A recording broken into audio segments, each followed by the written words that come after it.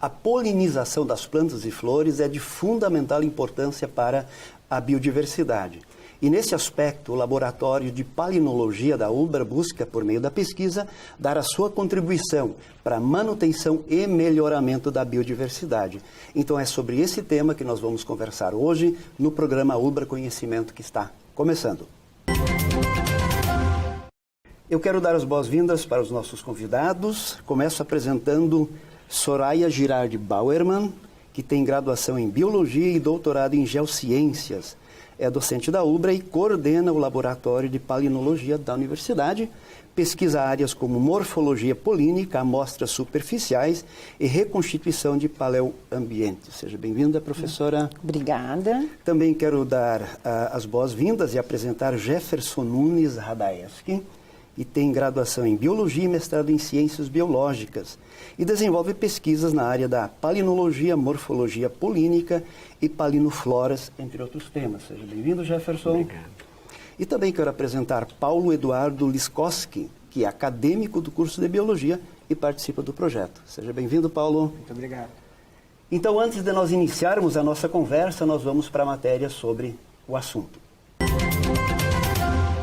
No Laboratório de Palinologia da UBRA Canoas, são realizadas pesquisas que determinam, a partir de subamostras, diferentes tipos de pólens e diversos solos. Essa amostra vem ao laboratório e nós conseguimos analisar todas as mudanças que nós tivemos na vegetação ao longo do tempo, porque cada amostrinha dessa vai ser uma fotografia separada da vegetação e que eu vou depois analisar, então, se isso era um campo que virou floresta, ou se tinha uma lagoa, ou se tinha influência marinha.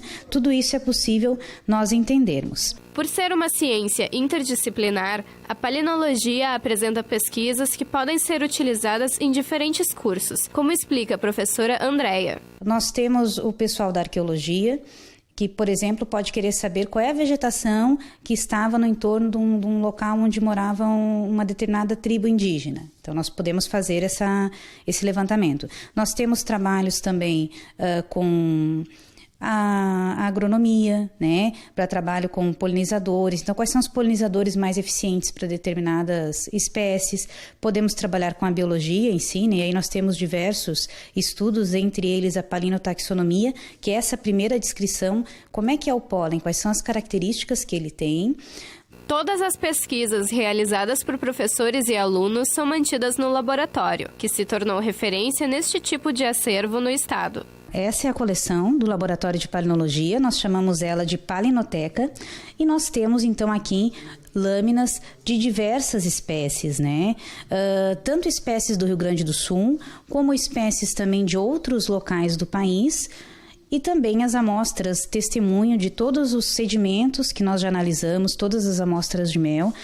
Hoje a nossa coleção é a maior coleção em universidade particular aqui no Rio Grande do Sul. E por isso nós recebemos pesquisadores e estudantes de diversos cursos do estado para fazer essa consulta então na nossa palinoteca. Pesquisa em palinologia é o tema do UBRA Conhecimento dessa semana. E eu começo a nossa conversa perguntando para a professora Soraya de que de fato trata esse projeto de pesquisa que vocês estão desenvolvendo. O Laboratório de Palinologia da UBRA, ele tem muitas parcerias e desenvolve muitos projetos diferentes. Mas todos os projetos estão assentados num conhecimento, que é o grão de pólen. Uma estrutura muito pequenina que a gente não vê a olho nu, que precisa de um aparelho chamado microscópio para ver. Mas o grão de pólen, ele está na vida de todo mundo, mesmo que a gente não perceba. Porque o grão de pólen é a estrutura masculina da flor, que vai até a estrutura feminina e forma o fruto. Olha, o masculino vai até o feminino da flor. Para dar origem a um fruto. Sim. Mas o que nos interessa desse processo todo é o grão de pólen. O grão de pólen a gente pode imaginar como se ele fosse uma bolinha com recheio, mas uma bolinha muito pequenininha. a gente tira o recheio e fica só com a casquinha. Então, esse grão de pólen tem uma casquinha bem fininha. Embora muito fininha, ela é também muito resistente. E se cai num solo, ou melhor dizendo, se cai num sedimento adequado, ele dura muitos, mas muitos anos. Dura 10, 100 até 300 milhões de anos. Assim, no meio ambiente? Num meio ambiente especial. Perfeito, que não adequado para preservação. Que o básico é, Schubert, não ter oxigênio. Se não tem oxigênio, ele não se degrada e ele fica preservado. Aí a gente vai lá, tira essa casquinha, que é o grão de pólen, estuda toda essa casquinha por fora, mede, diz como é que é, diz as estruturas que tem e vai fazendo nossos estudos, que são aplicados para mudanças climáticas, para a morfologia do pólen, no mel, na alergia. Então, a gente tem muitas parcerias de trabalho nessas diferentes aplicações do grão de pólen. Qual a relação, Jefferson, das mudanças climáticas com o pólen? Bom, os grãos de pólen, eles são indicadores, né? Indicadores ambientais.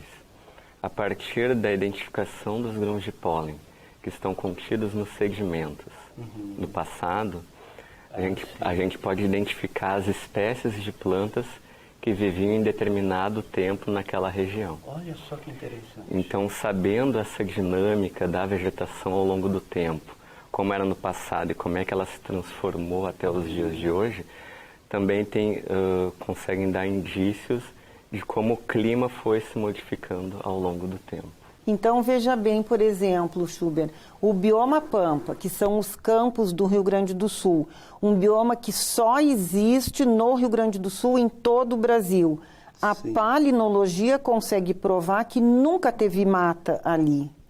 Porque isso era uma dúvida alguns anos atrás, há uns 10 anos atrás, era uma dúvida muito grande. Se pensava assim, o bioma Pampa é um bioma secundário, ele já foi mata, agora ele é campo. Então, ele tem um valor, digamos assim, secundário. Perfeito. E a palinologia mostra que ele é campo, porque ele sempre foi campo. Então, esse é o cenário dele, ele é um campo. E isso foi uma descoberta, um evento muito importante para a preservação do bioma Pampa. Olha. Então, a gente fica muito feliz de poder contribuir na preservação de um bioma único no Brasil. Já existente desde sempre com essas características. Já existente desde sempre com essas características. E a importância da preservação dele assim como ele está. Como ele está. Paulo, conta para nós, qual a importância da abelha nesse processo todo? A abelha entra onde? A abelha, talvez ela seja a maior polinização que nós temos na natureza. Por exemplo, 3/4 dos alimentos que nós utilizamos para nosso consumo são polinizados. Olha, então vou lá, de 4, 3 são polinizados. E a abelha talvez seja o maior expoente assim, da polinização. Por um exemplo, alimentos como amêndoa é 100% produzida por causa da polinização da abelha. Outras, como a maçã, 90% de toda a maçã é produzida por causa da polinização da abelha. Olha só que interessante. Não, e mais interessante se torna se a gente pensa no viés econômico, Schubert, porque o Rio Grande do Sul é o segundo maior produtor de maçã do Brasil. Fica atrás de Santa Catarina. Mas esse nosso valor econômico de exportação da maçã tem por trás um grande operário trabalhando silenciosamente, que são as abelhas, né? Perfeito. Então, esse conjunto todo, assim, de flor, de grão de pólen, de serviço das abelhas, a gente chama de serviços ambientais. Então, a polinização e as abelhas prestam um grande serviço ambiental. Mas quando a gente fala de serviço ambiental, muitas pessoas pensam que isso atua só na preservação do ambiente, na preservação das abelhas. Mas, sob o ponto de vista econômico, os serviços ambientais têm um valor agregado muito grande, como, por exemplo, na maçã, como o Paulo falou. 90% dos frutos da maçã vêm de serviços ambientais prestados pelas abelhas. Jefferson, além das abelhas, existem outras formas de polinização das flores? Sim, temos outros tipos de insetos, aves também são polinizadoras, morcegos, mamíferos, né? E também temos polinizações por vias abióticas, ou seja, que não tem a intervenção de um organismo vivo, como por exemplo o vento, a água. As gramíneas, por exemplo, é um exemplo de polinização anemófila, que é essa polinização pelo vento. Né? Olha só. Paulo, como é que a gente faz a coleta do pólen? Nós fazemos coletas das plantas, montamos essicatas, que é uma forma de preservar o material botânico. Então, da flor dessa planta, nós vamos coletar a antera, que é a estrutura masculina da planta. Dentro dessa antera está os grãos de pólen. Então, é feito todo um tratamento químico para depois ser observado no microscópio. Quer dizer, você sempre coleta um elemento masculino. Isso. E para guardar e tal. Sim. E esse masculino que é levado com vento também com as abelhas. Isso. E que vai chegar até a estrutura feminina da outra planta para ocorrer então a fecundação. Olha então, só. Se me permite, Schubert, fechando o ciclo do conhecimento. A gente coleta a planta, como disse o Paulo. Essa planta a gente seca, desidrata, e isso tem um nome técnico, que é uma essicata. Essa essicata é um testemunho do nosso trabalho. Ele fica guardado para sempre. Dessa essicata a gente tira a parte masculina. De dentro da parte masculina pega o grãozinho de pólen, faz todos esses processamentos que o Paulo falou. Que significa o quê? Tirar o recheio daquela bolinha bem pequenininha que eu disse no início que a gente estudava. Então, a gente tira o recheio, esse recheio é tirado através desses processamentos químicos e ficamos com a casquinha.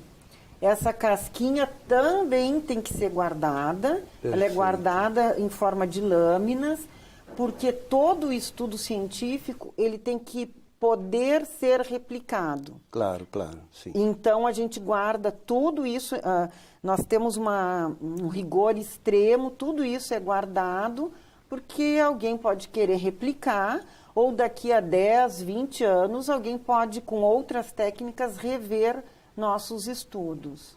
Muito bem.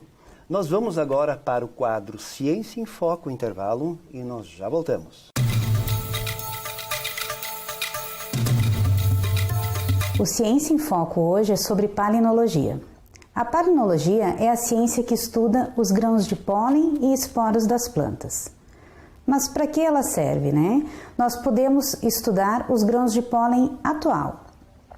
Quando nós pegamos uma determinada planta que ainda não foi estudada, esta planta é trazida ao laboratório e nós conseguimos ver os diferentes tipos de pólen para cada espécie. Cada planta tem um pólen único e assim nós conseguimos utilizar esses dados em outras linhas de pesquisa. Uma outra linha de pesquisa é a melissopalinologia, onde nós estudamos os grãos de pólen que estão contidos dentro do mel.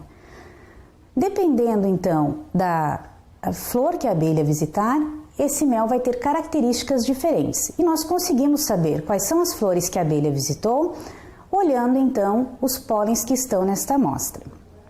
Nós podemos também estudar a palinologia do quaternário, onde nós vamos estudar todas as mudanças que ocorreram na vegetação ao longo de muitos anos, desde a última era do gelo até os dias atuais. Quais foram as plantas que se desenvolveram mais na natureza, aquelas que estão se desenvolvendo menos e quais as mudanças que nós tivemos dentro das vegetações. Esta é uma outra linha. Ainda temos a palinologia forense, onde nós podemos utilizar os grãos de pólen dentro da perícia criminal para analisar então alguns aspectos deste cenário. Se nós tivemos a locomoção de algum objeto, se nós tivemos a locomoção de um corpo, ou o que então que ocorreu nessa cena, se o pólen que está ali naquela cena corresponde às plantas que estão no entorno ou correspondem a plantas mais distantes.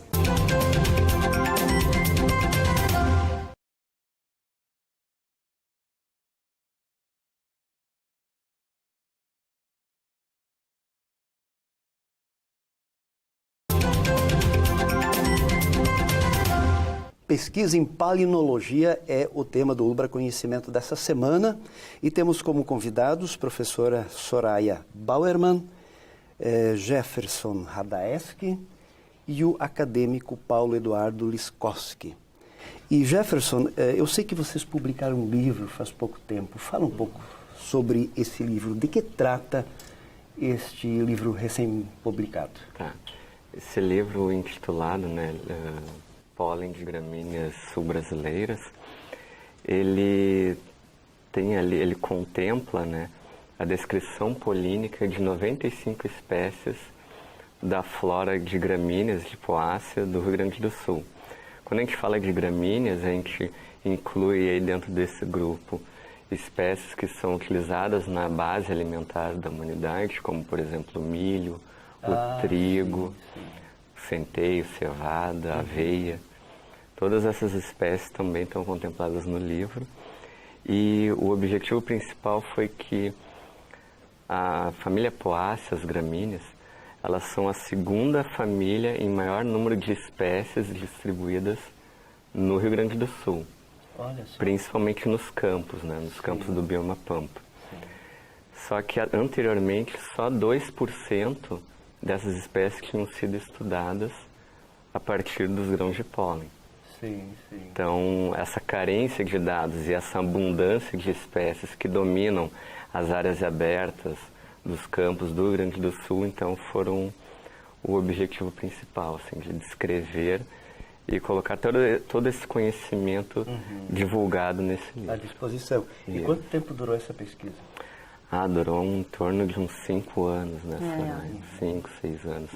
Porque desde o início até em herbário, ir a campo, coletar o material botânico, depois extrair o material polínico de cada planta, depois processar, medir, descrever, leva muito tempo. Fazer ciência demora. Demora um tempo. Eu queria então só destacar que a gente tem nesse livro também, Jefferson, algumas raridades. A gente tem uma espécie, Guadatrinia, que floresce de 30 em 30 anos. Só de 30 em 30 anos? De 30 em 30 anos. É muito interessante. O pessoal no interior diz que é ano de rato. Esse ano é ano de rato. É ano de rato, porque essa espécie tem um frutinho como se fosse um arroz.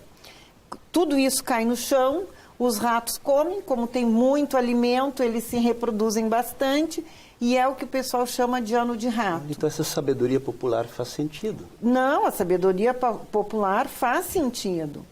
E essa espécie o Jefferson conseguiu coletar, que é rara até nos grandes herbários do Rio Grande do Sul, é raro encontrá-la. E é um avanço para o conhecimento, porque tem muitos alunos que precisam dessa informação, muitos pesquisadores que gostariam de conhecer a espécie e que às vezes não tem 30 anos para esperar. Sim. Então isso foi assim uma grande conquista do Jefferson, conseguir colocar essa espécie no livro. Muito legal. Paulo, você também participou do livro. Qual foi assim a tua contribuição? O livro, ele não tem apenas a descrição polínica, mas também tem informações ecológicas dessas plantas. Então, eu fiz a pesquisa dessas informações ecológicas, também fiz a revisão dos nomes das plantas, porque com o avanço dos estudos vai mudando o nome das plantas, muda gênero, família. Sim. Então, eu fiz todo esse trabalho de revisão também. E também procurei as fotos para até ajudar na identificação das plantas também. Muito legal. Antes, você falou alguma coisa, Jefferson, eu queria resgatar isso. Você disse que o pólen mostra que aconteceram alterações climáticas? Sim. Bom, os grãos de pólen que estão contidos no segmento, a partir da identificação deles, a gente consegue saber como é que era a flora, como é que era aquela vegetação e como é que ela foi se modificando ao longo do tempo. Observando então essa mudança da vegetação, a gente consegue saber indícios de mudanças climáticas também. Por exemplo, no bioma Pampa, a gente sabe que no passado era mais frio e seco. E por isso então que os campos se preservaram desde antigamente até os dias de hoje. Já em regiões do Planalto, por exemplo, na Serra, onde tem a floresta de araucária, através dos estudos, podemos observar então que antigamente era mais frio e seco, há 10 mil anos atrás, e predominavam os campos. E a partir de uns 5 mil anos atrás, começaram a se expandir as florestas. E essas florestas que a gente encontra hoje em dia, elas são muito recentes, elas são de em torno de 1.000, 2.000 anos atrás. Olha só. Então, toda essa história contada pelos grãos de pólen dão esses indícios da modificação da vegetação e também indícios das mudanças do clima ao longo do tempo. Impressionante isso. Tem uma outra questão que eu gostaria, Paulo, eu acho que é com você. E o mel? Como é que o mel entra nessa discussão, nessa pesquisa que vocês fazem? Bem, o mel, ele também contém grãos de pólen neles. Então, através da análise dos grãos de pólen que estão no mel, nós podemos descobrir quais são as plantas que as abelhas estão procurando. Sim. Então, com isso, nós podemos adquirir informação, passar para o apicultor e ele fazer um manejo da vegetação que as abelhas estão procurando, botar o entorno do apiário para também aumentar a produção do mel. Olha, tem uma questão econômica concreta que a pesquisa pode trazer. De novo, uma questão econômica nesses chamados serviços ambientais, porque a gente consegue certificar o mel, dizendo que pólen tem ali, e consegue ajudar o apicultor, dizendo o que essa abelha come, entre aspas, falando, e que plantas ele tem que ter no entorno para aumentar a produtividade. Bom, nós vamos agora para o quadro Dica do Programa e já voltamos para as considerações finais. A dica de hoje é sobre polinizadores. Muito tem se falado a respeito do decréscimo das populações de abelhas nativas e a causa disso é a redução das matas naturais e o uso massivo de agrotóxicos, que vem a impactar diretamente as populações de insetos. Um exemplo da importância da abelha, especificamente na polinização, é o caso do maracujá, onde culturas extensivas carecem do principal polinizador, que é a abelha do gênero Xilocopa. Essas abelhas necessitam de madeira morta ou em decomposição para cavar seus túneis de reprodução. E com a fragmentação e redução da mata nativa, a disponibilidade desse tipo de material é muito reduzida. Pesquisas estão sendo feitas em função dos hábitos e maneiras de conseguir implantar ninhos artificiais com vistas à produção melhor nas lavouras. E nós vamos agora para o recado final dos nossos convidados. Professora Soraya, qual é o seu recadinho final? Bom, eu gostaria que todos pudessem ter assim a noção da importância do grão de pólen, que embora pequenino, ele tem seu grande valor. E gostaria de convidar todos que pudessem conhecer o nosso laboratório. Nós ficamos muito honrados em receber a todos lá e mostrar o que a gente faz. Quem não puder vir pessoalmente, nós temos um site hospedado na Ubra e temos a rede de catálogos polínicos online, que é só acessar e conhecer tudo que a gente faz e os vários desdobramentos do que a gente faz e a importância das abelhas, a importância das plantas, a importância do grão de pólen. São todos bem-vindos. Muito legal. Jefferson, seu recado final. Bom, assim como a professora Soraya, também quero convidar todo mundo a vir no laboratório, acessar as páginas. Ali no laboratório estamos sempre nos 2 turnos, manhã e tarde. Vão ser muito bem recebidos, com café também. E falar um pouquinho sobre também a questão da pesquisa, né? A importância da pesquisa, né?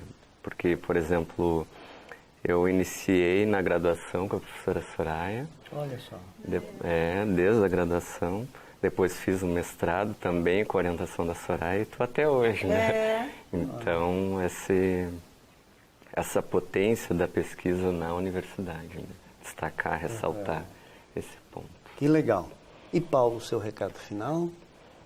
Como aluno, eu gostaria de deixar um recado para os meus colegas e demais alunos da graduação que busquem, que procurem participar, né, dos projetos da universidade, procurar uma iniciação científica, que assim como eu através do convite da professora Soraya, tanto que eu quero até agradecer, que agora eu tenho até um livro e eu nem me formei ainda. Olha só. Então, gostaria de deixar o recado que vale a pena o esforço. Que legal.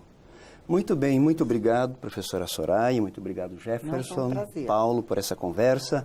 Muito obrigado você pela companhia e nós nos encontramos na próxima semana para mais um Ubra Conhecimento. Até lá!